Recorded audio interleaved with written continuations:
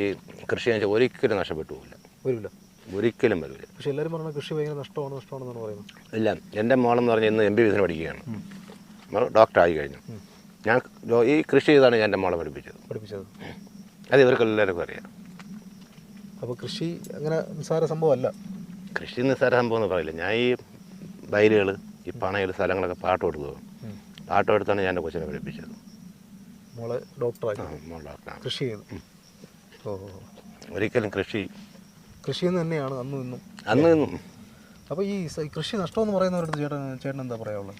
എനിക്ക് ഒരിക്കലും ഈ കൃഷി ചെയ്യണവർ ഒരിക്കലും ഒരു നഷ്ടമെന്ന് ഞാൻ അംഗീകരിച്ച് കൊടുക്കില്ല. അങ്ങനെ വെച്ചാൽ നമ്മൾ ഈ വലിച്ചു വാരിയിട്ട് ചെയ്യാൻ പാടില്ല.